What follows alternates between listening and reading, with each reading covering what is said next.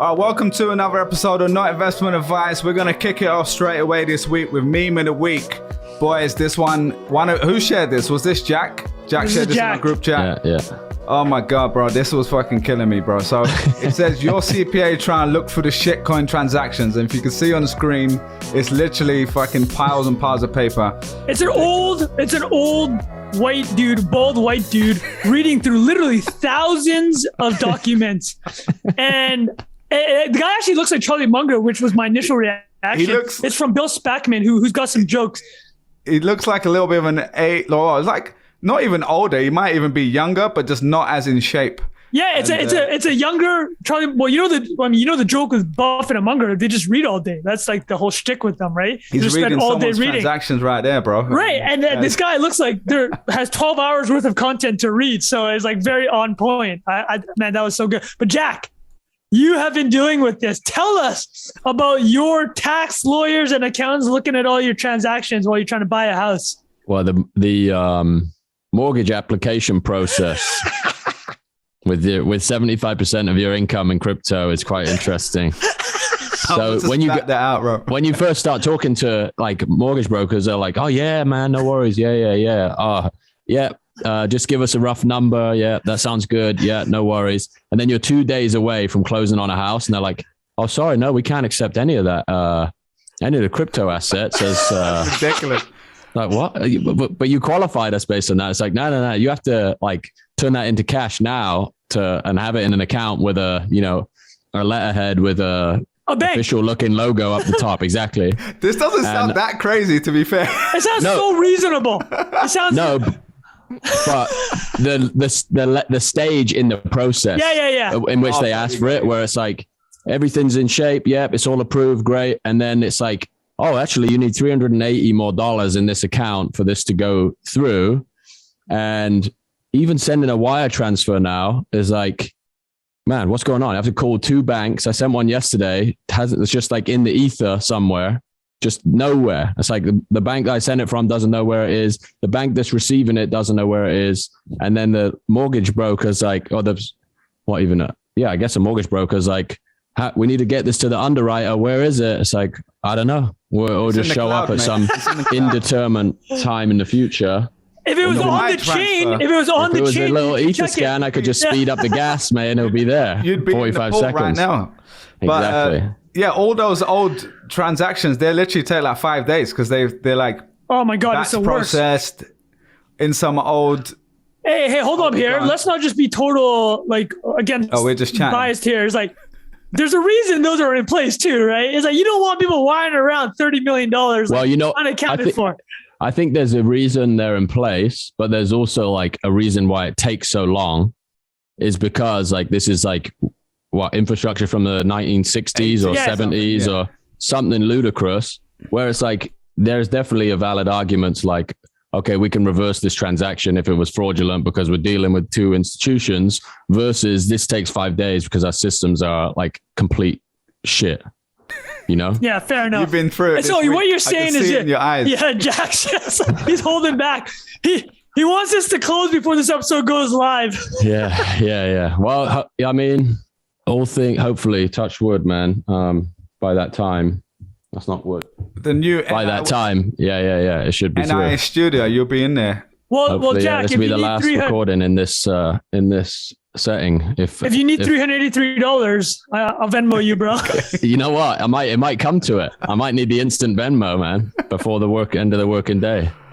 Jesus. All right, boys, let's let people know what we're talking about today. It's a packed agenda. So we got Joe Rogan controversy. Joe Rogan Spotify had been all over the news. That was more like last week, but there's been more stuff that's come out in the last few days. So we're going to talk a little bit about that. We're going to tell you who the only winner of the Spotify Joe Rogan fiasco has been. So stay tuned for that part.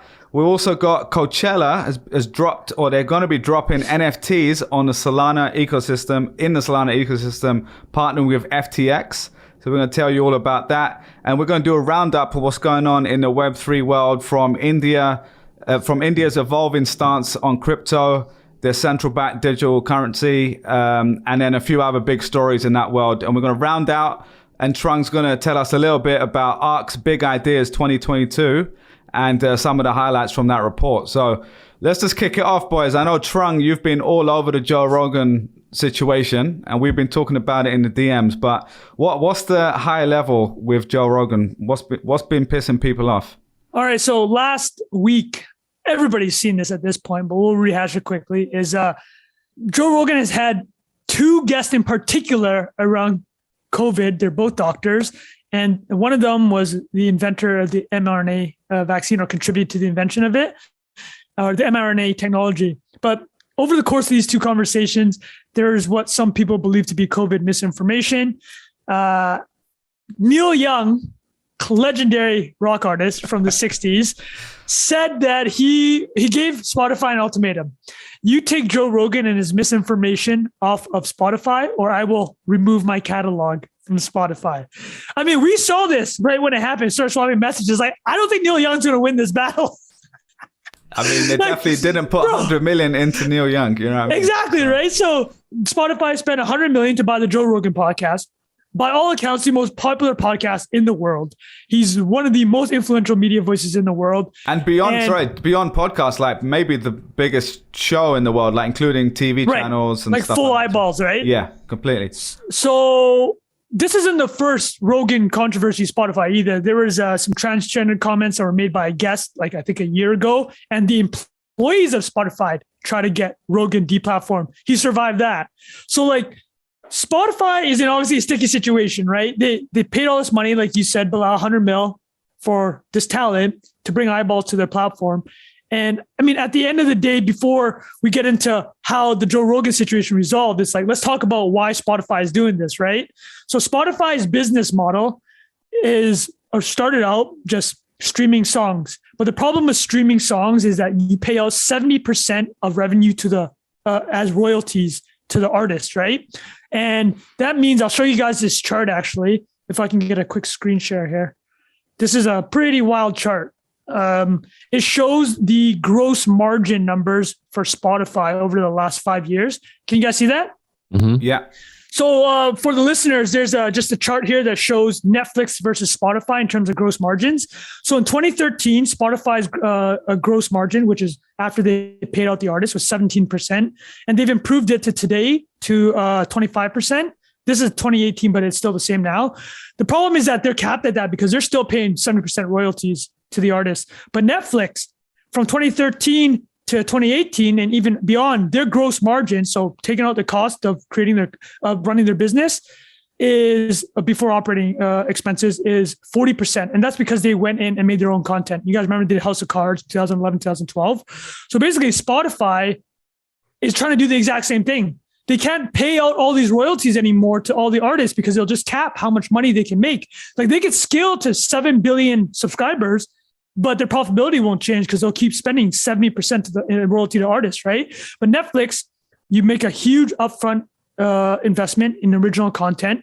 We've also seen so much of the shows in recent years, like Narcos and Tiger King, but they don't have to pay the studios now to license all their content, which is what they're doing. So Spotify is doing the same play, which brings us back to Joe Rogan, brings us back to why they spent $200 million on The Ringer podcast network, Bill Simmons, $200 million on Gimlet Media, $60 million on Alex Cooper and Call Her Daddy. So Spotify is protecting that investment, and they keep on backing, not necessarily backing Joe Rogan, but Bilal, you alluded to, they are supporting him in this battle and playing the side of, we're going to allow free speech. So the resolution was this. Over the weekend, Neil Young yanked his catalog. Literally no one cried. Joni Mitchell, another 60s artist, did the exact same thing. The guitarist for Bruce Springsteen pulled his catalog. I had to Google the dude. I literally had no idea who the guitarist for Bruce Springsteen was. But having said that, if Drake, for example, threatened to remove his catalog, that's a different battle, right? That's where it might get interesting. But as of today, the resolution is this. Spotify will now put content advisories on podcasts or content that might have controversial COVID information and put you in the right direction in terms of links. And Joe Rogan, Bilal, you sent the Instagram. You guys, I'd love to chat with you guys what you thought about it. But, I thought it was great. He just talked for 8 minutes. Right? 8 minutes of Instagram. Just explained his position. He apologized to Spotify.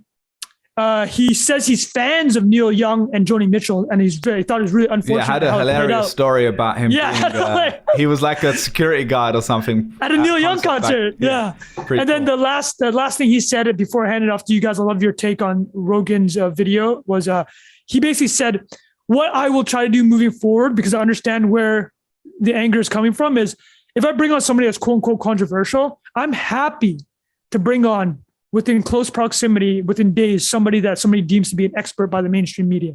So that sounds completely fair to me, man.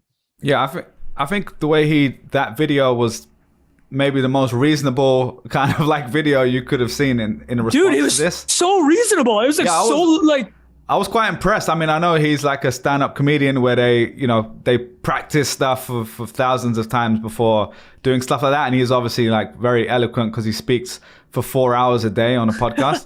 But my take on it was, I think like anything, everything becomes black and white in the press, right? You get like one side, pick your side sort of narrative. And like I got messages from people because they know that I'm like like friends of mine or even family being like, hey, are you following this Joe Rogan thing? And I'm like, by now I'm like, I'm not even following properly, because it's just, you kind of know how it's going to play out. Yeah. And then I haven't actually listened to those 2 episodes that were semi-controversial, but I've listened to him enough to kind of know that he doesn't get everything right, which he says himself. And, we do this podcast hour or 2 a week, right? He's doing it for like 20 hours. And like, even from my Creator Lab stuff, I just know like you finish the podcast and you're like, oh, I shouldn't have said that. I wish I said this thing a different way, but it's all recorded. It's pretty much no editing, right? So I know that happens a lot with him, and he brings on all sorts of people. So he brings on people from the right. He brings people from the left. He brings, these, I don't know if you can even call them anti-vax people, but like people who are questioning like the straight up mainstream narrative of like every single person in the world needs to get this today. And if you don't, you're like an evil person. And this is, I'm triple vax, right? Like I agree with this whole position, but I think there's more nuance. Hold here, on. Right? Yeah. Hey, you guys, I'm very vax. I'm boosted. Yeah, exactly. But anyway, so I think it was pretty reasonable response. I also think, bringing on people that have an opposing view is probably a smart thing to do. But yeah, I'm curious. What about you, Jack? Did you follow this much? Not mega closely. I watched like just basically see the topics circulating through the trending tab, as you can pretty much infer from that what's happening. And then I did watch the response video, which did seem like maybe there was some negotiation between him and Spotify as to like what is said in that 8-minute video.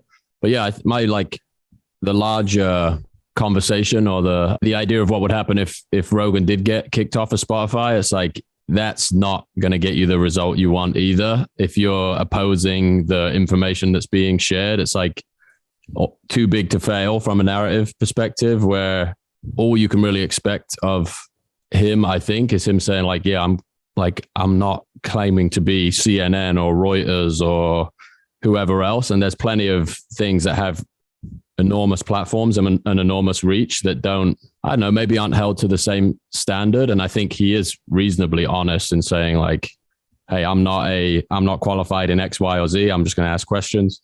The bigger question is like the response to it. It's almost like layers into that conversation we were having last week about the earned media Trump stuff. It's like, if something happens in response to something that is considered extreme by some people, then I mean, actually, maybe not. Like Trump wasn't able to start his own platform, was he? And he's arguably a bigger presence than Rogan. So maybe he would have been toast if Spotify kicked him off.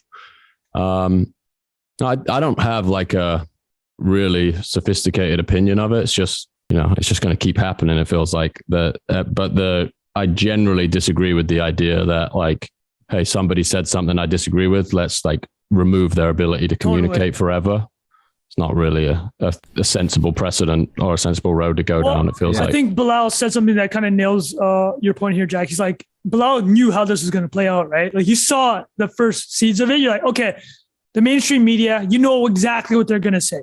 COVID, misinformation from Joe Rogan, like again, right? And then the other side is going to be like, oh, another big tech platform's trying to censor a voice. Like, you know exactly how this thing's aligning. And so I bring up 2 points about that. the first point is like you saw how this is going to play out. And I also disagree with the fact that, you're going to deplatform Rogan. I actually agree with your initial sentiment, Jack. It's like if they deplatformed him and actually just went back to YouTube, I mean, his reach is going to be way bigger. Like, because he's actually walled into Spotify right now. Not to say his reach is significantly less, but it has been diminished by, some Google search trends. Actually, I heard him speak about it. So apparently his audience went down, understandably, when he went to Spotify, and then since then he said it's actually grown even bigger than before. Which if you think about like the amount of promotion they feature him, throughout the app to hundreds of millions of people. And I actually have, but what you keep finishing what you're saying, I've actually got some of the numbers here. I'll share the screen in a second. No, I think that's great you brought that up because it goes back to Spotify's business model actually, and like where they are. Like obviously this podcasting thing, again, just because they're owning the content will just be way better than shelling out 70% to advertise to artists, right? And like it's not just the content they're buying the entire stack. Like they bought Megaphone, which is like a basically advertising network for audio. They bought Anchor, which I don't know if you've ever used it, Bilal, but it's like the easy to it's kind of like hosting. Maker. Yeah, they made it like so like a WordPress Squarespace. Like just the margins, right, is just so much better in podcasts. They just bought a company called Findaway for audiobooks. Like they know that they want to own all of audio. Songs is what got them in the game, but it's not a sustainable business model, or it's not one that you can scale to $100 billion, $200 billion company.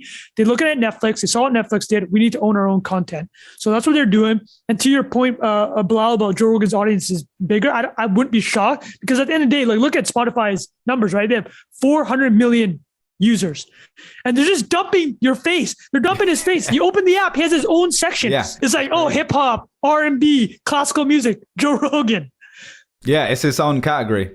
I will pull up the screen share right now. So I was just going to share this. I don't know if this is verified. I tried finding What's your source? This is the all vibes, no facts section of the show. So could you guys see that? Q3 2021 media ratings. Nielsen.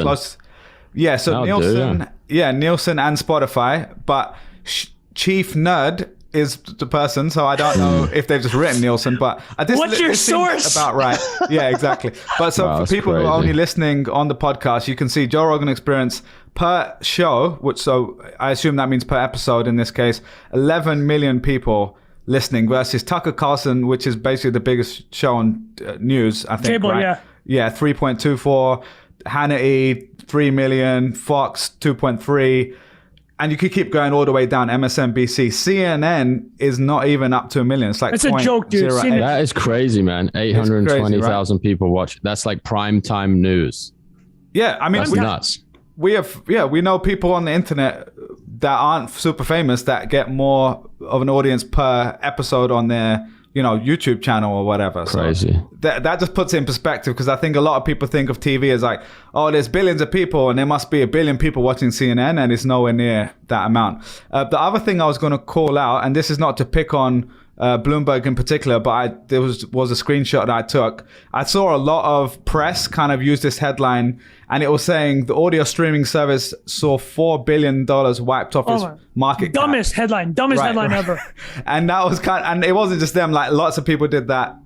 And a lot of people in the comments like, oh my God, Neil Young won or whatever, like he's wiped off, not realizing they should have listened to our last podcast that explained the whole stock market was down. So a company that's worth, I don't know their market cap, but was it 100 billion? I don't know. It was a market move. It was a market move. Exactly. It wasn't to do. And they're back. They're fully back. I think they're up 10 or 12%. So we're recording on Tuesday. That was Monday. They're up double digits. They're back to where they were pre this controversy.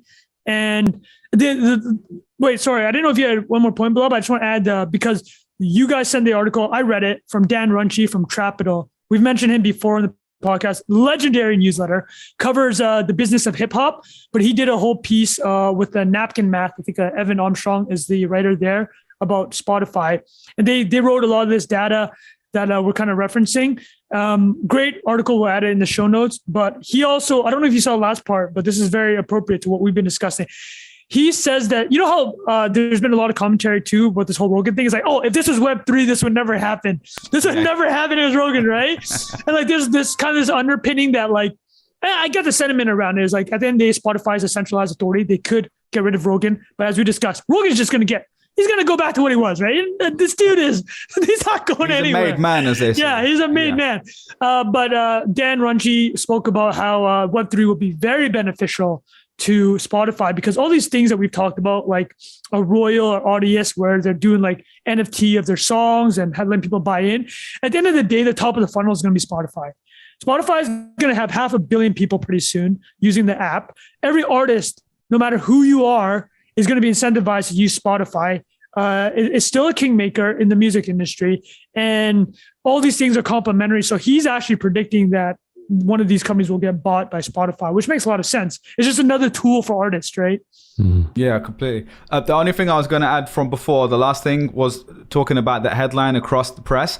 I just found it kind of funny that the whole topic is about misinformation and the title is a very misleading, premise in the first place. And so it's not that two wrongs don't make a right, but like all of these, everyone's kind of doing the same thing, right? And it's kind of hypocritical on all sides. That's why I think Rogan has done so well, is because even though he doesn't get it 100% right like everyone else, when he does get it wrong, he normally comes out and says, look, I kind of messed up, or I don't know. And as someone who's interviewed a lot of people, one of the things he does really artfully is he calls himself a dummy all the time, if you notice that. Yeah. Like when he does the interviews, he's incredibly smart. Like he doesn't come across it. Like if you just see him on the street, he looks like a meathead dude. But his IQ is like incredibly high. He can follow along in topics from nutrition to like space, alien stuff to like MMA and everything in between. And but I think that kind of like that mindset of like, I don't really know, like you tell me, you're the expert, is why it's so popular in the first place, Well, there's actually, I'll introduce something that kind of is a little critical of Joe Rogan in the sense of the whole I'm just asking questions shtick. There is a big downside to it. And so Sam Harris, Brett Weinstein, Eric Weinstein's brother, was big on this ivermectin thing.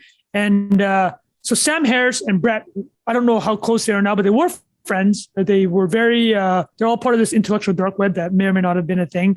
But they had discussed a lot of ideas together. And then this COVID ivermectin thing happens.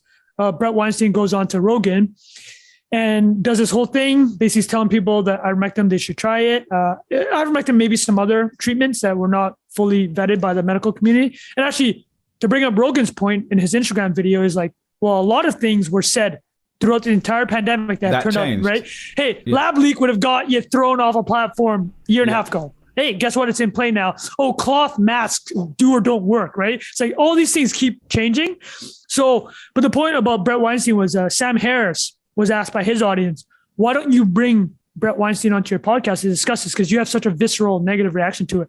And his whole point is like, he was basically doing the platforming card. It's like sometimes when you start asking questions and in real time, and in his heart of heart, he believes it's not true. It's like it's a total asymmetric battle because Brett Weinstein goes on, starts spouting all these stats, giving all this information. You can't verify them real time. So now all you've done during this podcast is feed this information that you can't rebut in real time, right? And Sam Harris has a big enough audience where he's like, I'm not willing to do that. So he's basically transferring that onto Rogan, being like, it's so dangerous in this very particular instance of doing that because there's no real time vetting. And it's like the whole thing that I think Winston Churchill says, or, the lie gets halfway around the world before the truth puts its pants on, right? It's like the lie moves so quickly. It's like you can't even rebut it. So there's that aspect of it, which I think that's a great point. I definitely think that's very fair. About saying sorry, but I just want to add like specifically to Joe Rogan's point of I'm just asking questions. This is where just asking questions can be a negative. Yeah, completely. No, that's beautifully put, man. Was there anything else on that before we move on? I mean, I know this has been meme gold everywhere. We've seen people smashing it on Twitter and beyond on this topic, but I'm just looking at my notes as well. Anything else, Jack or Trung? No. No, we're gold? Yeah, the only other thing, the angle, I guess, the last thing I did want to bring up is kind of like the comedian angle, which is, especially with you, Trung, being like a writer, you've written comedy, like we're all massive fans of comedy as well. Like, where do you kind of stand on that debate around like, it's a similar kind of world, right? Of can we talk about XYZ Is anything funny? Can anything be joked about? Like, I'm just curious on your take on that, especially given your comedy kind of background as well. Man, I'm very much of the sentiment that you should be able to talk and joke about anything, not to justify that and support everything that's said, but definitely in the camp where would rather have people have the right to say it than not to say it. And I mean, I'll just throw it like you want to play the whole lived experience. It's not my lived experience. My parents come from communist Vietnam, right? It's like the stories that they passed down about what happened in the country in the 60s and 70s with a communist regime. Dude, you take away speech is like the first move. Like you take away speech because that's how you influence and persuade people. You take away that, you take away thought, it leads to everything else, right? It's the first domino.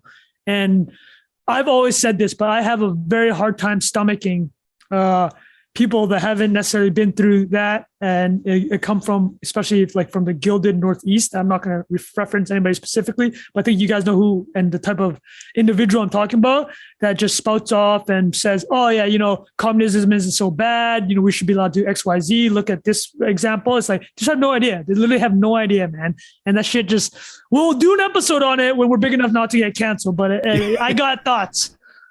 Don't want to get demonetized before we monetize, as we've said. But yeah, that's interesting. Jack, anything else from you, mate? Oh, well, we'll leave it on Trung's profound statement and teaser for the next step. Yeah. Down with communism, is that what you're saying?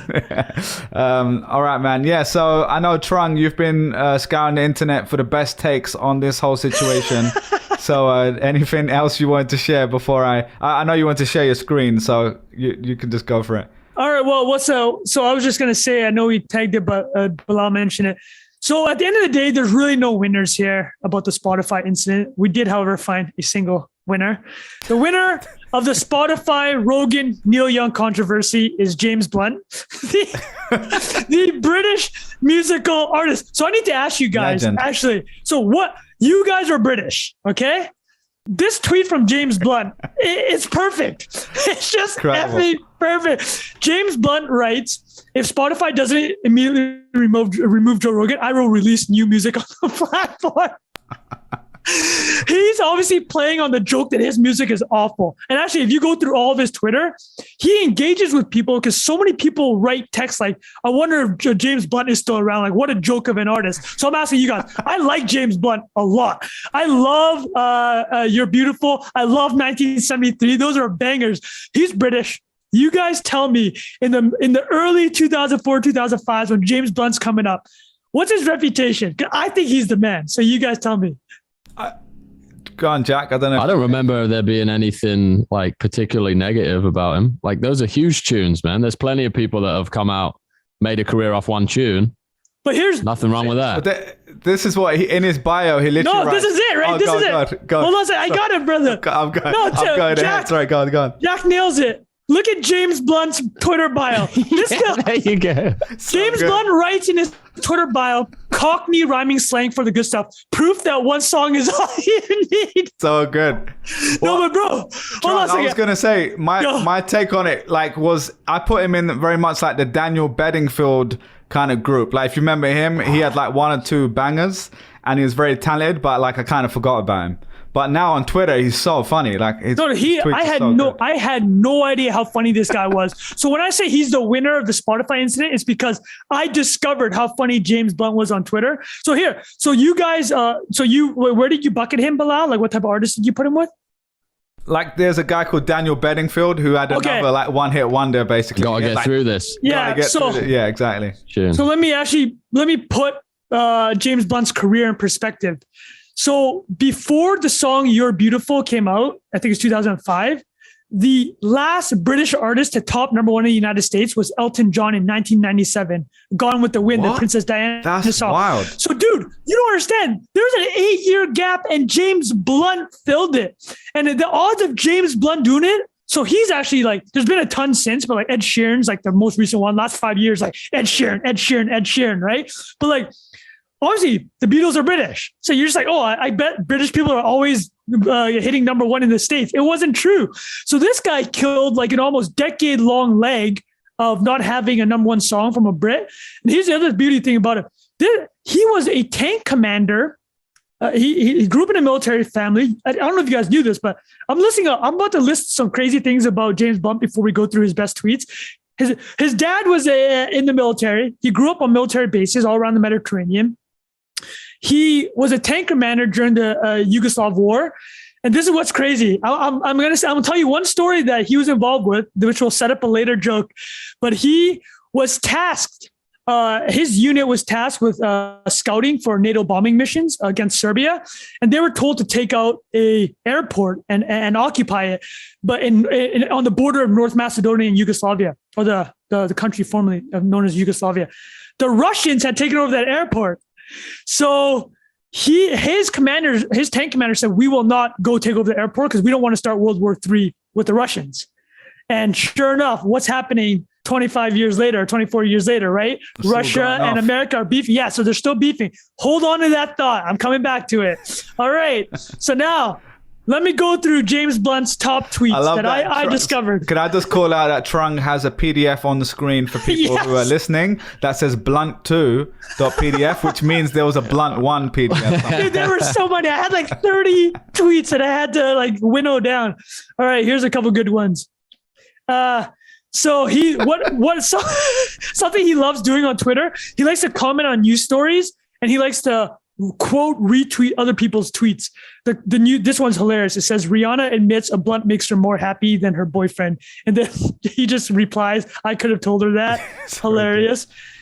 This one's hilarious. Oh, this one's good as well. You guys remember the Face app? Yeah, the one that makes you look like the opposite sex. So he ran it on himself, and there's a pretty good looking female version of him, and then he just writes, "I'd fuck me." And then this is amazing. This guy's so good. He there's a photo of him in a stadium, and with a single other person, he just wrote, "I love my fans," singular. And I got two more for you guys. One dude in the crowd. Yeah. So here's a second to last best James Blunt tweet. This is very apropos during COVID. It's from his song "You're Beautiful." It's a lyric. "I saw your face in a crowded place." And then he just says, "That sounds dated now." The lyric nails it, right? This guy brings brevity to the world's ending. But here it is, people. Brevity to the world's ending. Well, wait, the number one James Blunt tweet. You guys are going to shit yourself. So like I said, people on Twitter, for some reason, even to this day, randomly just tweet, "Oh, James Blunt's overrated. Oh, James Blunt, one song, like what a terrible career." So look at this tweet from somebody. They go, "Do you think James Blunt has run out of Your Beautiful money yet?" And James Blunt replies, "Ha ha ha ha, no." That's like SPF level response. Like, yeah. Now fuck unreal, off. Man. Well, dude, this guy sold 11 million albums. So think about that for the Your Beautiful. That's wild. Album. Wait, that's 11 million. And this is when 11 people bought million. Albums. So the reason why I brought up the tank story from earlier was somebody quote retweeted his Spotify tweet, and they said, "We should get James Blunt to talk to Putin about the Ukraine." Because 25 years ago, he was a tank commander in Kosovo and like averted World War III. But anyways, you're up there with like Dennis Rodman going to North Korea. Yeah, exactly, right? Make peace. But all right, mate, thanks for sharing your screen share. Yeah, man, what a legend. I mean, I don't actually know that much about him apart from a couple bangers he had, but he seems like a good lad. I'll leave this last thought and I'll just ask you guys about it. So to add to how much of a legend he is, he lives in Ibiza. No.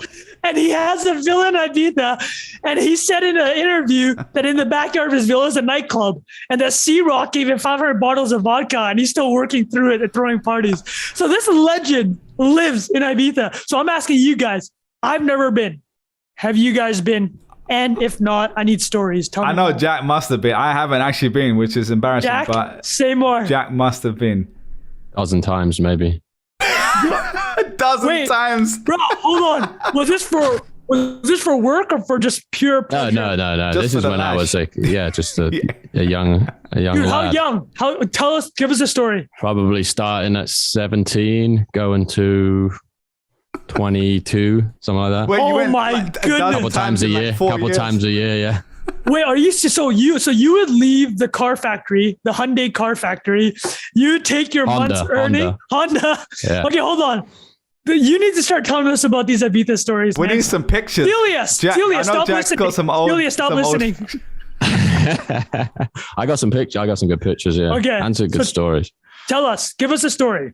I got one good one on the top of my head. So I had, I was actually living in New York at the time, but I went to Ibiza to see the lads that I grew up with in the UK. And I accidentally booked a trip. My then girlfriend's birthday, I was in Ibiza for the birthday, and I didn't recognize that the dates overlapped. So I just booked the trip. Oh boy! And then I found out afterwards. I was like, oh shit. No, we'll go do something straight after, right? Like, I'll fly somewhere directly after. It was like a mate of mine's. I don't know. So I went to Ibiza for a week from New York. Obviously, got in a really terrible state, and. Terrible state. And I flew from Ibiza to Mexico to meet her. Oh my goodness. And we're doing this thing like backflipping into the pool on 50 times a day. And I got a really bad ear infection from it because I'd just been like in and out of the water 100 times a day. So I showed up in Mexico, just completely ruined, couldn't go in the sun. So I'd already been like completely sunburned, had to go to like the ER in Mexico for get, medical treatment on my ear. Needless to say, that's no longer, that didn't go too well in the end. You're not married to her, it sounds like. No. Wait, but Jack, could you walk through the logistics of Ibiza? So I understand that it's a bit of obviously European playground. Yeah. So how long is it from the UK to Ibiza? When you land there, what is it, a weekend getaway, or you got to carve out more time? So Bilal will know these stories too, but Ibiza is majority of traffic going to Ibiza is budget airline lads, Okay. So you'll go the ratio of men to women on an Ibiza flight from Bristol airport is 99 to 1. It's like the 5 a.m. flight where people are having pints in the Stansted Airport or whatever. Yeah. So all of these airports have Weatherspoons, which is I don't even know how you describe it. It's a massive, I guess chain of pubs in the UK, the cheapest beer you can get on a night out. And all the airports have them. So any airport that's running flights to Ibiza, the Weatherspoons will be full at 4 or 5 in the morning, and people drink maybe 5-6 pints of beer before they get on the plane. And they're obviously this is like a city bus with wings on it, right? It's not a very pleasant situation. The flight is just terrible. You get there. Most people do I don't know, you could do a week or so there, but you could also do a couple nights. How long is if you're going hour, maybe hour and a half. It's only an hour? Yeah, it's not long. I think there's tiers of experiences in Ibiza, but mine was always the lowest end when I was, going on my Honda money, where it's there's a pub called Lineker's. I don't know if it's still there. And it was, most of the situations 15 euros, all you can drink. So you would just show up at 7 o'clock and do that. And then you would have some, go to some degenerate nightclub until, the early hour. I actually have got a really funny story about that. We, a couple of lads I went with on one of those trips, we were taking a illegal taxi to a nightclub once, just blokes that are running taxis and not actually real taxis. And we're on this, we met these northern lads in the pub, and we go with them, and they're all dressed up and they've got wigs down. They're wearing all Y fronts, and they got wigs down the Y fronts for the 70s, the pubic wig. And we're driving to this nightclub, and we get pulled over by the Spanish police, and the driver that's driving the car is oh shit. He looks back and he's like, oh man, I hope I cleared out the boot. And I just look at my mate. I was like, oh, we're in big trouble here. Wait. Did he have a dead body there? What? No. It's he was moving weight of some description. He's like, oh, I hope I hoovered it out good enough. Yeah. But anyway, I've just got this image seared in my head of these lads getting the pubic wigs ripped out of their Y fronts by the police on the side of the road. And oh man, that's such a sounds like good times. Yeah, that's a good time. Did you stay in a hostel, like bunks everywhere, or what kind of like what's the combination like? They're like cheap hotels that I stayed in, so it'd be like 4 of you in a room with two beds. Yeah, that's like sometimes you book a room for 4 and you have like 8 people in there with, you get the sofa and someone sleeping in the bath. Yeah. It's pretty low rent stuff. What is the clientele? So you said 99% dudes. I'm just so interested. I love party. I love the old party life, man. So I had a couple of these trips myself, not to where you described all this. It does sound like going to basically Bangkok. What about the other guests in Ibiza? Who are we talking here? A lot of Russians. Who what other countries are coming? Well, I think it's like people who like listen to electronic music. So if you ever watch like you know what Tomorrowland is? Yeah. It's like a huge electronic music festival. Like it's in Belgium, right? Electric Daisy Carnival or whatever. So a lot of Europeans absolutely love electronic music. So you get like continental Europe, a lot of people from all over. And then at the high end, I think you can actually go and have a pretty sophisticated time. And I'd be like, there's beautiful beaches and bays. There's parts that are like incredibly expensive. Amazing like villas. $50 a drink sort of. What's it called? Pasha? Pasha's the famous club? Yeah, I remember I went, I think it was 24 euros for 24 euros for a beer or something in Pasha the first time I went. And that was like, probably an eighth of my budget for the week. I'm like, oh, all right. Honda money was moving quickly. Oh, yeah, it's a good time, man. I don't know what it's like anymore, but there's like the part that we used to stay is called San Antonio, and that's like the area.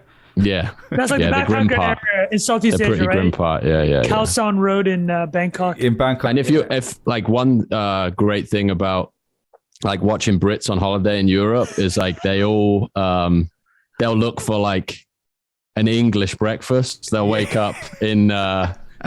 On a Spanish island, and they'll be like, "Well, we need to find an Irish pub to go and get a fry up."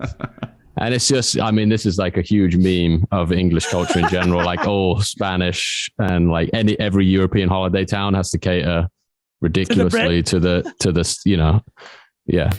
you think the very narrow palate of the Brit.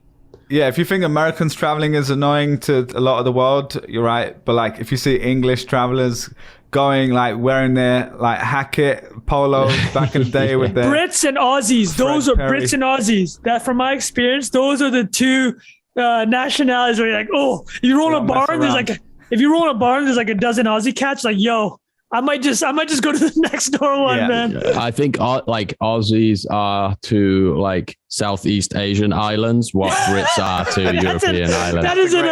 That is an incredible analogy. Yeah. All right, I'll fucking glass you, mate. I was at a club, somebody rolled up and said, I'll fucking glass you, mate. I'm like, oh, go. You know what? I'm not trying to get glassed tonight. I hate when it happens. Yeah, all right, boys. Talking of Ibiza and the rave life, the next topic we had is Coachella. So a nice little transition there. Yeah. Keep us on track. We got Coachella is dropping NFTs. So they've announced they're going to be offering on-site perks and VIP access to the event using NFTs that's being built on with Solana, and they're partnering with FTX.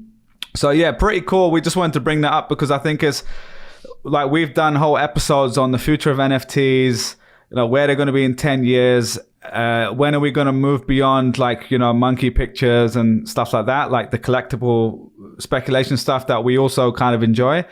And this is an example of like, a massive brand, not just in terms of number of people, but the type of people that go is like, millions and millions of people know of Coachella. And also the people that are performing, like this is going to be quite an interesting experiment. I don't know when this is going to actually happen because I think they've been on pause for since COVID, I guess. So yeah, that was an interesting one. Jack, you're the resident NFT guy here. Any thoughts on kind of how this could go?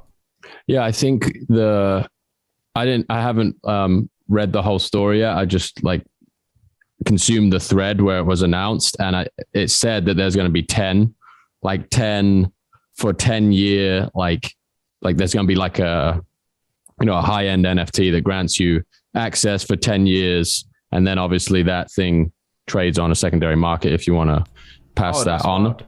So I think what they're going to do is like really constrain supply and do like a stunty thing for a like lifetime membership angle on it. And then you can imagine how it like, especially on something like Solana where the transaction fees are so much lower, like they might start issuing tickets that way. And then like, I haven't been to Coachella, but I'm assuming there's like a lot of digital things you interact with, like at the bar, in the different tents you go into, like go into the different arenas.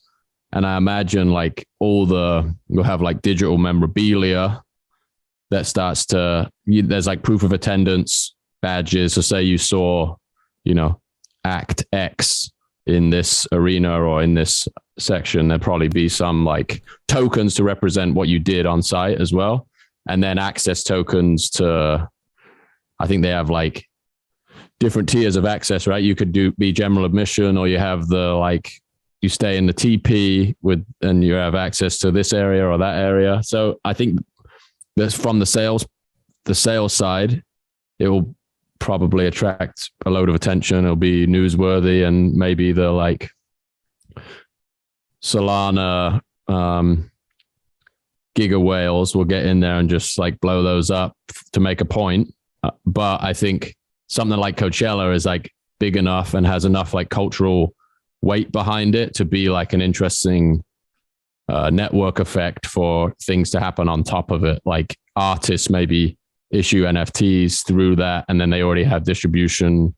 I think FTX is, I don't know. I don't think it's launched. I haven't seen anything about it, but they're developing an NFT platform, and based on everything else they've done in the software space, there's probably no reason to bet against them there. And they're like, in the same way that Coinbase is like an on-ramp and a trading platform.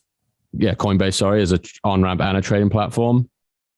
Whereas OpenSea is like you have to transact somewhere else, and then you have to like move your money to a wallet and then mess about on OpenSea. So I think this is like, a bit of a triple threat where you have the exchange, the NFT marketplace, and you have like this vision and the amount of money they're spending on partnerships at the brand level.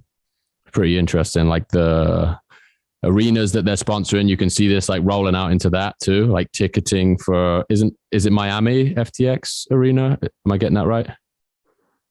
So I can see that like this being like a proof of concept for a lot of other, you're muted, I think, Tron. Yeah. Miami Heat. So yeah, I think music, sport, I'm trying to think of another category that would make sense. Those are probably two of the biggest. For events, right? Yeah, exactly, events. And Solana makes a lot more sense because it's not $150 to buy, just to transact to buy the ticket, which is in a lot of cases would make the unless you can tee it up as a collectible that also gets you access to X. But I think it comes back to Jack. One of the things we've talked about, even in that 2030 NFT discussion, like most people going to Coachella either don't even know what NFT is, and I'm generalizing, so like excuse me for being wrong if this is the case. No, I think you're right. I mean, they've probably heard the term, but they don't know what it is. But they don't really know, or if anything, a lot of them are probably anti, because they're like, what is that thing? Like I know plenty of people who've literally told me, like, in the curve of innovation, they're like very much like laggards, or they're like late adopters of stuff, or they're just like, hey, I don't really care about it, I just want to go for the music. What's this? I don't care about a MetaMask wallet. Like they definitely right, people, which is fine. That's most of the world. And I think what's interesting with Solana, again, haven't seen how this is executed, but having those three, FTX, Coachella's got the brand on the music side, they've got distribution of people coming. FTX has got a shitload of money, right? They just got a $32 billion valuation, I think. Was it 32? Just raised 400 mil at a 32 bill. Yeah. And that's for FTX Global. I think FTX US is at $8 billion valuation now. But they're pumping money. They've been doing all the celebrity stuff we talked about before. And I think Tom Brady, the GOAT. Exactly, the GOAT. And this is an example of in my eyes anyway, without digging too much into it, like a real use case, like with normal people, not just degens on the internet like us, right? And I say that with love, but you know what I mean.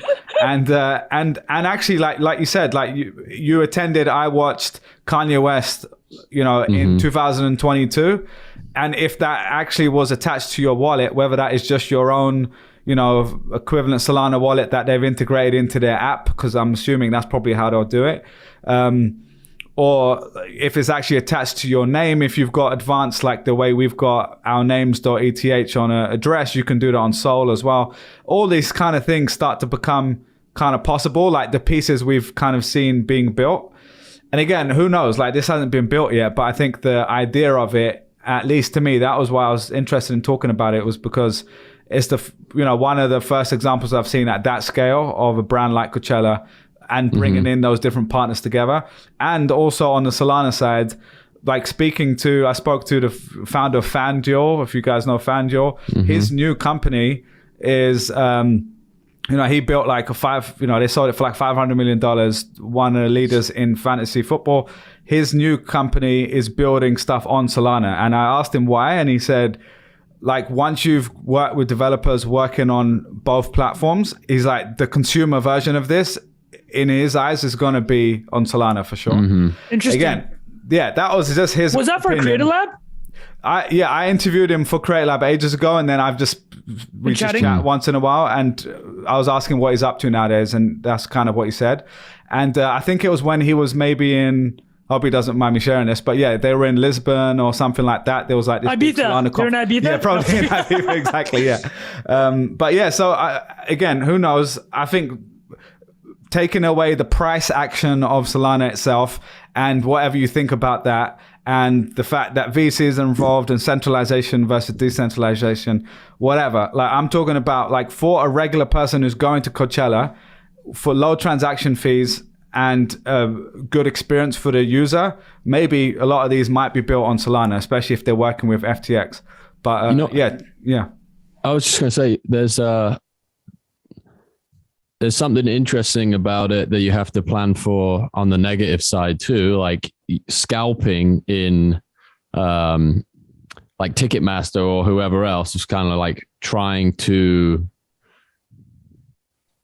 prevent scalping or like hoarding of tickets or like I think the systems in place to buy tickets currently, probably there's less likelihood that 3 entities could own like 50% of the supply. So it's something really interesting about, like, if they do start to position this to like trade things on the secondary market, like what perverse incentives that creates. Like, could like people coordinate to drive up the entry price of Coachella to 3 times what it was the last time it ran, based on like the fact that these things trade on the open market.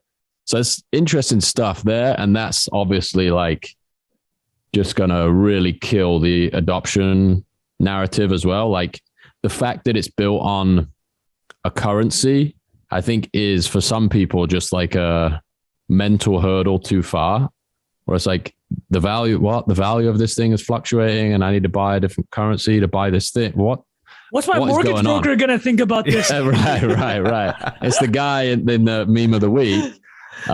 Exactly. Like, you're creating a taxable event to buy a fucking concert ticket is a little over the top, right? Yeah, that's fair. So like, I'm obviously involved in the space and messing around with it, but it's just so interesting thinking about these like primitive executions of it on the consumer side, where you may be introducing something for PR purposes versus utility. It's like the earnings call thing we talked about. Like, just by putting metaverse in there, Web3, metaverse, you increase the multiple by 2x. But Jack, just to your point though, again, I haven't seen how this is actually going to be made, but there's no reason to say this wouldn't just be built with the equivalent of stable coins or US dollars, right? Like, because they're still using Solana, like the blockchain, I think, on the back end, but like, we don't know what it's going to be. Yeah, I guess so. Yeah, it could be like, hey, you're bidding in dollars or USDC or the Sol version of a. Fair enough. Yeah, that probably makes more sense, honestly. But that's a good point. And I think this is kind of this is the interesting distinction. Is like, why put NFTs in the headline then? Like we're because same reason we're putting Joe Rogan on his thumbnail, man. Right. Oh yeah. Oh, Rogan's coming in the thumbnail. Yeah. So exactly. And Blunt, obviously. Well, I'll actually laugh. You guys will laugh because when we talk about ARK, their price target for Bitcoin's $1 million. So we're gonna put that in the thumbnail and the description. No, that's the title. Is Bitcoin why going Bitcoin's going $1 million? Wait, hold on. So my thought on the FTX thing, I just want to jump on what Jackson's saying is, when we've talked about FTX's strategy, right? It's like, why are they buying the stadium naming rights? Like, why are they sponsoring all these athletes? And Sam Bankman-Fried, again, on the Invest Like the Best podcast, told Patrick O'Shaughnessy, he's like, what are you doing? Like, why are you spending all this money? He's like, so our core users right now are like, not like you, me, Jack Blau, right? It's like the super hardcore FTX. I mean, the crypto trader, a dude spending 10 hours a day, 10 screens, right? So like FTX is providing the best speed, execution, liquidity options for these individuals. But they're like, versus Coinbase in the United States, which is obviously a super valuable market, just like almost no retail market share versus Coinbase relative to how big they are as an exchange. So all these moves by Sam Bankman-Fried, he's basically saying, and Jack has alluded to this, is if you're making one decision a year as a retail investor, right? You're basically buying Bitcoin once because it's Thanksgiving, you're told about it, or you just got some money from your parents, you can buy it once. You watch the Sailor You need series. to know what's top of mind, right? Like you watch the Sailor series, you watch 25 hours on Michael Saylor. You're just wondering what comes first to mind. What is the first thing that pops in your mind to do this trade, right? And actually, Jack, did you share that screenshot? It's like, I think SBF shared a screenshot of how unusable the onboarding flow was for FTX for retail. It's like, I saw that. Yeah. Yeah. So like, he was kind of calling out his own company, saying like, look, we know we need to improve this, right? So he's just like this Coachella thing's more top of funnel, right? But I think the other side of what Jack kind of mentioned is like, if the first experience is shit, like that could be a bad thing. Like if that first experience is shit, like if it's negative, everybody's hoarding these things and they skyrocket into secondary markets. Again, we don't know the mechanics. It sounds like it's just a sliver of the full capacity of Coachella, but there's also an opportunity where you could totally guff. It's like people upset about Constitution DAO, right? Like Bilal doesn't care. He paid $150 in gas fees for an education. But yeah, dude, are you still holding people? No, I think I sold it when it went up. But I actually think I was like 5 or 10x up on my $100 or whatever I put into it. So the people token took off. So let me see what people tokens are doing right now. But anyway, so but while you're pulling up, Trung, yeah, I think Jack, you brought up a great point there, and Trung as well, that a lot of these consumer things, you almost really get like one time to make that impression. Like there's always in software, you always have the like launch and iterate model, whereas a physical product or like honestly, podcast is a great example. A lot of people listen to a podcast once and they're like, oh, it's for me or it's not. And it's like quite a big like ask to be like, hey, it's an hour podcast, or go all the way to Coachella for 2 days. And if you don't have a good experience, you're probably not going again. And they've got really good at making sure people that go have the best time. So it will be interesting to see like how they actually use this like to create some benefit basically for the user, for the people going. Yeah, exactly. And like who said this? Like any great technology is indistinguishable from magic. Like leading with the description of the technology and like all of the like, hey, this is why you should care about this, is like, it just doesn't resonate with most people. It's going to fly around crypto Twitter and get talked to a podcast by idiots like us, you know, but like most people just be like, where do I buy the ticket? Is it like, how do I show it at the gate? Oh, is it not an email anymore? Like there's significant hurdles to overcome. And obviously in exchange for overcoming those hurdles, what's in it for me? And right now it's, like potential 100x profits. I'm participating in a market and I'm like, you know, maybe there's some status signaling that goes with that, but something like a Coachella ticket, maybe you get an Instagram post out of it. You're not changing your profile picture to your Coachella do you not think ticket. Like a Logan Paul or like one of the, if there were only 10, like say they were actually only 10, that is not that much, right? So, and it's NFT. Like, I feel like it could work in that, like, you're basically saying, here's a 10-year, membership to something that you already like, and you're going to get all that extra stuff, like the signaling, like all that part. I don't know. Who knows? No. I agree with you that I agree with you that the auction stunt in its like 10 ticket form is a great boost to eyes on the thing. But I also think like attaching the technical format to Coachella is like, okay, then what? Completely. And you're right. Like, no one cares that it's NFT. They care about like what's in it for them, essentially. So, but I think that does get people to participate in the auction, right? The and fact to that talk about it like we are. So maybe, clever. Hey, listen, we took the bait. Earned media, baby. Yeah, we're talking about it. All right, moving along. That's what I was going to say. Let's do the roundup now. So roundup. So let's just go back here. So what else have we got going on? There's a few big stories we'll just quickly go through. India apparently is reversing, like basically we're banning, cryptocurrencies for a while. There's been talk about that. And then there's been news that's just come out saying that instead of banning, they're now going to make it taxable. So if you make any gains on any crypto, you're liable to pay 30% tax, I think. This hasn't come into effect yet. I don't think it's going to come into effect, or they're discussing it. So that is, I think, overall a positive thing versus them completely banning it and saying this is bad. They've also talked about a digital rupee, or a CBDC, which stands for central bank digital currency. We've seen other countries talk about it. China, a bunch of countries have already exploring this. Curious, before we go into the other ones, anything else from you guys on that? Like, I don't know if you really were following this much. I would just add the whole Balaji. I mean, Balaji obviously has been very involved. He wrote that article, I think this time last year, about like why India shouldn't ban crypto. And I think he ended up talking with government officials, either in their treasury or their central bank. The dude's connected. And I think this plays out to something that Balaji's talked about, and we've talked about on the show, is his framing of the world. It's going to be woke capitalism, which is kind of the states as the center of that. And then you have what was it? Was it decentralized capitalism or crypto capitalism? Crypto capitalism, and then BTC versus CCP. And then right. And then sounds like you've been listening to the versus NYT, right? The New York Times is like the woke capitalism, where people have to submit to the crowd. The CCP is the authoritarian capitalism. It's like they'll control everything within their closed system.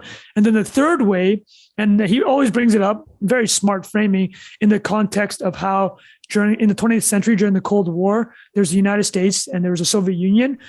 You had to pick sides, but there was also a non-aligned movement, which was led by India, where they're like, you know what? We're actually kind of neighbors here with Russia, and we're pretty close to China, which is also a communist country. And we're just going to choose to stay out of this whole thing, or like pick and choose where we'll get involved. So crypto capitalism, India has the opportunity to kind of be, again, the driving force of this third part of the puzzle, because CCP and the United States, they're not going anywhere. And if that's the battle of 21st century, people that don't necessarily want to be involved can choose the internet, can choose crypto capitalism. India, this seems to be a move in that direction where they can take leadership. And I think overall, it's never going to be a bad thing if 1 billion people in India, this is like a positive step either way. Yeah, Balaji's framing is communist capital versus woke capital versus crypto capital. Yeah. As you've been. So, I think overall positive thing, but it's not this big bullish thing like, oh, they're embracing it so much that they're like, hey, everyone go and buy Bitcoin. It's not like that, which some people online were kind of framing Bitcoin 100, Bitcoin 500,000. Exactly. So, and then just a couple quick fire things as well that's happened. Meta, aka Facebook, apparently is shutting down DM, which previously was known as Libra. I don't know. This has just been reported. I don't know if this is actually true, but that was something that was reported just today. We also saw that last time we spoke about Lux Rare, and there was confirmation that there was reportedly $8 billion worth of wash trading on the platform. Again, doesn't take away from the fact that it's a viable alternative. and like doesn't it just spun up, right? Like it just spun up overnight and just dropped it as a competitor. Exactly. But when we actually talked about it, there was speculation that there were these big transactions going from one wallet to another, and there was speculation that was wash trading. Again, that doesn't mean the whole platform's terrible, but that's something to have on your radar. And then the last thing, Visa reported that $2.5 billion in payments were made with their crypto-linked cards in the first fiscal year quarter in 2022. So more than last year already more than last year. Already more than last year, exactly. Obviously, a drop in the bucket for them, or a drop in the bucket, but it's up and to the right. So crypto transactions on that. What products are they using to make that happen? I think they're the cards that are related to crypto. So I don't know if that means like, you know how like Coinbase or something. Coinbase, or what's the other one? BlockFi. They have those cards. I'm not sure if it's related to that, but they're obviously powering a lot of these things because everyone needs to work with Visa. So actually quite an interesting point, because I know Chamath had talked quite like negatively about both MasterCard and Visa, saying they're going to be the big losers in the next, I think he was saying like in the next year. Yeah. Maybe longer. Obviously in the much longer term, it kind of makes sense. But in my opinion, again, I'm not a billionaire doing this for a living, but my opinion is like those guys are still, they are the existing infrastructure. So if anything, built, exactly, they're rails for how everyone is already using stuff. So if anything, it feels like they're in a great position to not take that much risk and still gain from all of this. Still get their rake. Yeah, they just crushed earnings, crushed it. Let me pull up something for you. Well, let me opine quickly on the DM Facebook thing. Go on. That's just been cursed from the beginning, right? Like they launched with like 25 partners, like PayPal's involved, a couple of these banks are involved. And just from the beginning, the way they framed it was just so dumb. It's like, oh, we're going to build a competing currency versus the world's existing central bank led currencies. I mean, this is the difference between the Bitcoin approach and how Bitcoin came into being a $1 trillion asset, right? Versus Facebook. The immaculate conception of Bitcoin. Where's Satoshi? No one freaking knows, right? And there's none of there's no individual. It's like the whole Batman thing is like, Batman is what matters, right? Like it's the existence of him just complicates it. But like, you're going to let Zuck build a competing currency based on everything that he's already been blamed with in the world. Like he's already been blamed with destroying the world. What are the odds that this thing was going to work out? But they're scattering the team. The whole thing's been cursed from the beginning. It was called Libra, called DM now. And yeah, it's been a whole cluster, which is why they renamed to Meta, and they're going to try to win from there. Yeah, I mean, I think a lot of this is coming because of pressure from like regulators in general, right? Like the company as a whole is being hit left, right, center. And also, honestly, from the public sentiment side as well, like the lack of trust for big tech as a whole, and especially Facebook as a platform, has been, obviously increasing. I will say, without obviously saying any names, I have a friend who'd worked on this team, and I'd spoken, and I was like, hey, like, it seems kind of interesting, but like, what's the deal? Like, why would anyone use this? And I feel like a lot of the people I spoke to, they were just so focused on, oh, well, technically, this is going to be so much quicker. It's going to be cheap and blah, blah, blah. And I'm like, I get that. But from a use case point of view, the reason Bitcoin and the whole kind of like Web3 stuff has popped off so much is because there's this underlying differentiator. There's not a middleman. There's not a centralized entity. Right. And and I guess like to me, there's either going to be those government-run digital currencies. It's probably going to be both. There's going to be the central bank digital currencies, and people still trust, the US government, the UK government, or whatever, and they're happy to use their pounds in a digital wallet because they're already using phones or whatever anyway. And then I think there's this growing side, which is, hey, there's an alternative. This is the internet's version of money. This is the internet's economy, basically. But for a big tech company to do it, like that seems way off. But yeah, who knows? 100%. Well, that's interesting that to hear. That's good to hear your friend's perspective. Yeah. So to wrap it up, Trung, I know we were going to talk a little bit about ARK's Big Ideas 2022. Let's just do one. Let's just do Bitcoin. All right. So we'll do Bitcoin. Hold on a second. Let me zoom in on my face. Am I zooming in? Wait. You way zoomed in. Yeah. I'm zooming in, people, because I'm about to tell you a price target for Bitcoin. Bilal, tee it up. Wait, okay. So, first of all, do we need to know what the ARK big ideas is? Do you want to say what ARK big idea is? Yeah, so ARK, we know Cathie Wood have they every year they basically come out with these big ideas for the year. It's like a 90-page report or something like that. I didn't actually read it this year yet. I was waiting for the Trung summary because he normally does Threads the job on that. The threads come in. Yeah. And so yeah, they basically break down all the emerging trends, AI, cryptocurrency, space, etc., etc. So that is kind of it. Trung's going to share one of the highlights from his point of view. I'll only do Bitcoin, but first I'll talk about, it's just pure content marketing, right? And it's so smart. They margins. You guys ever read margins? Read margins. That's Raj and Khan. Really smart article they did was about her, not speaking about her, but about her strategy. So she updates her ETF every single day, right? So you can see what she's bought and sold. And so what ends up happening. We talk about earned media. CNBC just picks it up every single day. Oh, Cathie Wood added 1% of her holdings to Tesla. So every single day she's publishing this. She's perfecting content marketing, right? And it just builds this mind share because CNBC just keeps taking the bait. They keep publishing the changing in her holdings. And Rajan was just commenting how smart of a strategy it was. But the reason I bring that up is like this whole big idea is PDF. Same idea. It's like I read this one and I read last year's. Pretty much the same document. Some things are updated, but it becomes this whole big drop. They're holding they held like a conference around it. And now people like you and me, it's just like the whole Coachella thing. We're eating it, man. We're taking the bait and we're discussing it. But it's because she just throws out such ridiculous numbers.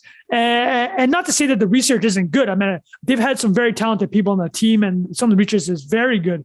But like numbers I'm putting out here, people, like if you're not watching this YouTube, first of all, you should, because I'm zooming in on my face right now about how serious this is about to get. So this has been hyper zoomed on my face because I'm about to tell you the price target that Cathie Wood has put on Bitcoin, not investment advice. All right, let me tease you guys with her rationale here. Okay. So today, Bitcoin is $1 trillion-ish asset. As a comparison with other asset classes, gold is 10 trillion, equities are 100 trillion, global real estate is 220 trillion. Global real estate, as Jack Butcher will tell you, is the store of value. So Bitcoin can go after all these different opportunities. And here we go, people. Here is ARK's price target for Bitcoin. $1 million by 2030. I gotta zoom out here, man. You see my face? Let's talk about what. This is wild, yeah. Well, I was just gonna actually say on the content marketing, I will say for like depending on the industry, like finance and investing, people love a massive PDF to go through and feel like they're taking in this stuff, right? Totally. Like geeks like us. But like, and actually like in non-profit world, this would happen a lot. But I remember, I forgot the exact number, but I'll make one up and, all vibes, no facts right now. It was something like 99% of those PDFs that like all those research bodies put out, like they literally have zero downloads ever. Yeah. And it is a crazy like proportion. And they spend months and months and months commissioning it. They don't make it interesting or fun, but I feel like ARK actually does a pretty good job. I mean, here, all jokes aside, let's talk through it. We've discussed this before. We'll talk through the 8 pieces of her 1 million Bitcoin valuation. So she says they'll capture 50% of global remittances. That's a $300 billion market right there. That's worth 14,000 per Bitcoin. Emerging market currencies, economic settlement, and nation state treasuries. Those are all sound reasonable. Capture some portion of all those. That gets you to 10 trillion. Here we go. Seizure resistant assets. So rich people that don't want their money taken, she says that's a $4 trillion industry. And this is where it gets interesting, people. These ones we've all talked about, and it's all within the realm of possibility. If institutional investors put 2.5% of their assets into Bitcoin, that's $4 trillion right there of value. That's worth 200,000 a Bitcoin or in Bitcoin value. The last 2 parts are corporate treasury. So if 5% of all the S&P 500's corporate cash or marketable securities goes into Bitcoin, another $4 trillion. And the big daddy, which we are all betting Bitcoin on, is if it captures 50% of the gold market. That's 5 trillion. So add up all 8 of those things: remittances, emerging market currency, economic settlement, nation state treasury, seizure resistant assets, institutional investors, corporate treasuries, and digital gold. You have yourself a $29 trillion asset. $1.4 trillion, $1.4 million per coin there. That's people. wild. That seems reasonable, right? I think when you build it out like that, you can see, oh, okay, I can see that. The only thing I would say is that to get to 50% of digital gold, there's an overlap between people's, like, for example, treasuries, like whatever it was, or institutional investment, corporate treasuries. That's right. Corporate treasury might normally put like X% into gold. And in this case, if we got to 50%, I'm sure that would also account for some of those. Again, I don't know what I'm talking about, but I assume there's some overlap here. Either way, it is way higher than today. So I feel like we need to get Trung's button out again. Jack, are you... Yeah. Jack, are you buying more Bitcoin after this price target I gave you? I'm already buying it, mate. Doesn't matter what you say. There we go. But I was just going to say, that's on the slide before. Question I would have is like, how much is the money supply going to grow in the next 10 years? Because that also plays a part in this too, right? Like what was the value of these assets 10 years ago? And then just like multiply that by madness, the internet, all of the other stuff that we're doing. Madness. Like also, some of this is just like entropy, and like it just accrues dollar value by a function of the dollar getting larger. Valuing. Well, yeah, and I was going to say that, right? Like the $1 million for a Bitcoin sounds crazy right now, but like what $1 million is in 10 years is not what it is today. Is kind right, of exactly right. Like, exactly. Oh, that's a great point. We're on an exponential curve. Completely, exactly. And I was thinking about this the other day, because when we were kids, like if you said the word millionaire, right, like you'd be like, oh my God, a millionaire, like that's crazy. Yeah. And, imagine how many Freddos I can buy with that below. Exactly. And growing up in the UK, to round out the whole conversation as well, there was a famous show called Only Fools and Horses. Trung, have you ever heard of this? Never heard this. Oh my God. It's the best. It's an incredible show. And the whole premise of the show are these two kind of Cockney geezers, and they're like tradesmen in the market, basically. And they're like, every year it's like, this time next year we're going to be millionaires, and it's just this phrase that's like ingrained in you. And now a millionaire is not that crazy because it wasn't what it was back in the day, which is well, hold on a second, what does Cockney mean? Because James Blunt has that in his bio. Cockney rhyming slang for the good stuff. Cockney is like, I don't even know how to define it, but it's like a type of English or London accent is the kind of, I think, or like a type of person. So it's normally like kind of like a working class person from like often East London is the way I grew up with it. And they maybe like Yankee is a good parallel. Yeah, like the typical Yankee. Yeah, exactly. Oh, Yankee. Okay, that makes sense. But specifically with Cockney rhyming slang, what he talked about, have you heard of that before, Trung? I feel like you're going to love this as a writer. And I'm literally looking at James Blunt. What is Cockney rhyming slang? Cockney rhyming slang is the most incredible language, which is basically like you'll say apples and pears for stairs. And you'll say like, get on hip hop. I can't. No, it's like it's a whole different language, and it was used to kind of like talk amongst other people, and they didn't understand. It was kind of like a secret language. I'm Googling it. Can we do a Cockney slang episode? Oh yeah, I mean that's definitely a good segment. Let's do that, and also let's do some stretch goals. Last week we said we're going to get Taylor Sheridan on the show. No progress yet, but I'm working on it. We're working on it. Listeners, we're all working on it. James Blunt, we're getting James Blunt on this show. There we go. I feel like you could DM and it's done. Yo, let's do it, man. James. Trung the master. James Blunt, we chatting, bro.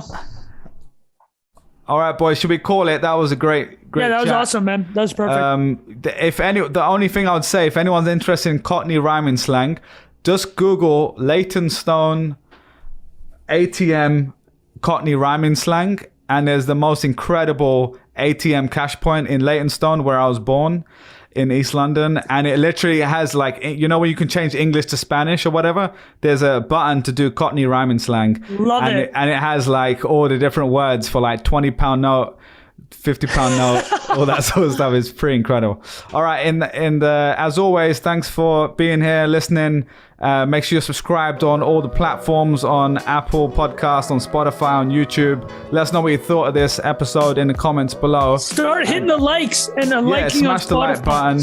Exactly, yeah. And we will see you on the next one. Peace out.